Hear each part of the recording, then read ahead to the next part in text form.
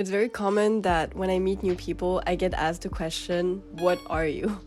Which is a really weird question when you think about it, because I'm obviously human. By the way, I'm holding my phone like this because it's my mic today. Another question that really throws me off is, where are you from?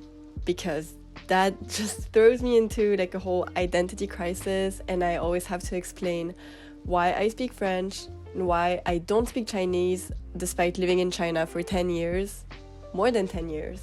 Being mixed race and growing up abroad, it's honestly such a blessing, but there's also many little things that are like quite a struggle. I realized that I've never really talked about my upbringing on my channel, and I know that there's so many mixed people just like me who have lived abroad and who may have a similar experience to me. So I also wanted to create a safe space on this video for other mixed race people to share their experiences if they want to.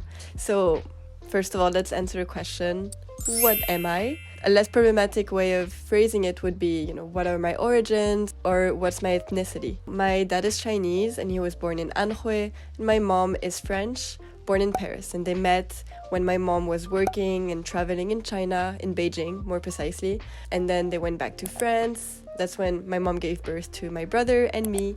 And shortly after, we moved to Shanghai, where I stayed until I was I don't even remember, 3 years old. And then I was in the suburbs of Paris in the French school until I was 8. And then from 8 years old to 18 years old, I was back in China, in Shanghai. So that's pretty much the l'itinéraire que j'ai fait quand j'étais plus jeune.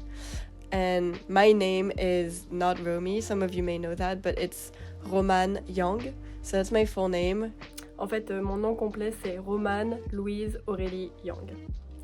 Voilà, je vous donne la totale. I don't have a Chinese name, unfortunately. That would have been really cool. I choose to call myself Romy now because it's more easy when I meet non-French speaking people. Parce que le nombre de personnes qui se trompent sur mon prénom, genre I've had Romaine, Roman, Romani, and it's just, Romy is easier. In terms of languages, my mother tongue is French. A lot of people, when I say that I grew up in China, they're very confused as to why I speak French, because they immediately assume that I went to Chinese school.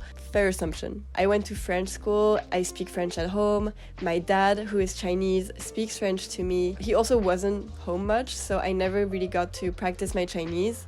And that is why my level of Chinese is just an embarrassment. I can't say much apart from 我的中文很不好。我的名字是 Roman， 我是法国人。My understanding is much better than my speaking. My writing is complete shit. I really tried to learn Chinese, but when you're not practicing the language in day-to-day life, it just becomes really complicated to just make it stick. And I never practiced it outside of my Chinese classes and outside of just, negotiating the price when I'm going shopping and giving directions when I'm in the taxi. That was the only Chinese that was useful to me. And I never had Chinese friends. I never really was integrated into the Chinese community. So as a result, I actually felt, and to this day actually, I feel a complete sense of disconnection with my Chinese heritage.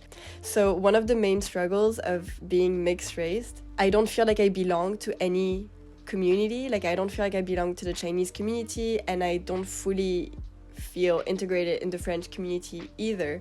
So it's very confusing. It's like my ass is stuck in between two chairs. Although I'm leaning more towards the French side, and I've always told people and considered myself French, and I always saw myself as a foreigner.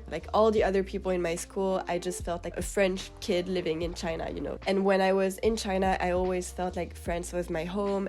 Every summer and every winter holidays, I would go back to France. So I really spent a lot of time in France, visiting my grandparents. So there is this attachment to France, but whenever I would be in France, then I would be missing China, because China feels like home. I mean, it's where I lived and grew up. So it was really strange. Even now, after, I left China, I didn't want to go back to France because I also never felt a sense of belonging there. It's super strange. For the longest time, I've just been looking for where my home is and where I belong. And every time I move, I'm hoping to feel the sense of belonging and finding my place. Well, now I've come to a point where I know that home isn't just one place, and it's like multiple places.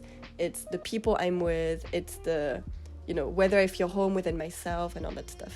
I definitely feel more French than Chinese because culturally it's the language I know, the customs that I know, and even like French culture has shaped my identity and my behavior and also the way I'm thinking, right? My humor is also very French, but I feel like in general there's definitely so many things about French culture that just I don't align with, and I don't understand it. I don't even connect on the food because I'm vegan and most of French food is like not vegan. I've been fed Asian food all my life and that's my heritage. I love Asian food the most, so, and like having been away from Asia for such a long time, like I feel a longing for China again. And when I went to Japan for a month, I mean, Japan is not China, but just being back in Asia just felt like home in a way. So I would love to travel to China again. I feel like that would be such an incredible experience now that I've matured and grown up. Hey guys, my SD card ran out of memory, so now I'm back in my room in Brussels. But yeah, something that I wanted to touch upon is microaggressions. Growing up, I never really noticed that sometimes what people say can really be inappropriate and almost problematic at times. Like having people making a lot of comments about my looks or really wondering why I speak French so well because obviously, like, according to my face, it doesn't make sense. There was this guy when I was traveling who just referred to me as China. It's so problematic, and it's like at the time I didn't even realize how problematic it was. I also had people, say that I look exotic, that I'm such a nice mix, French and Chinese, which, like, is there such a thing as a bad mix? Like, it's just so weird to say. I just remembered something else, but when I was still in France, I think I was like 6 years old, I also had classmates making fun of the fact that I'm Chinese. So they would imitate Mandarin, like doing ching chang chong, very stereotypical. And they would do the things with the eyes. Yeah, I feel like that's a very common thing that kids do. And I still didn't understand it as something bad, like I would just laugh it off. But it's really, looking back now that I realize how problematic that is. And I didn't even know those were called microaggressions. Especially because I always thought that, people saying these kinds of things to me is normal. I internalized it as something normal. And I also never took it personally because in my head, like I always thought I was fully white, even though I'm half Asian, half white. And that just shows, the disconnection that I feel with my Asian heritage, which is so sad. I find it so sad, and it's only recently that I've been realizing this because I went to this Asian feminist conference, and there were so many Asian and half Asian women, and it was so empowering. And also hearing their stories, I just realized that microaggressions are a thing, and just, this phenomenon of like feeling like you're white even though you're Asian, like that's also a thing. And I didn't know about that. So I've just been reflecting a lot on this, and that's also why I wanted to bring it up. But overall, like I'm so grateful to be half Asian and having, spent so many years in Shanghai. I mean, despite all this like lack of belonging and disconnection and just full-on identity crisis, I'm so grateful because being half Chinese, half French, and growing up in China, it has allowed me to travel and to be really open-minded and accepting of other cultures, and those are like values that are very precious to me. So I'm very curious to know if some of you may relate to this experience, so feel free to share in the comments below.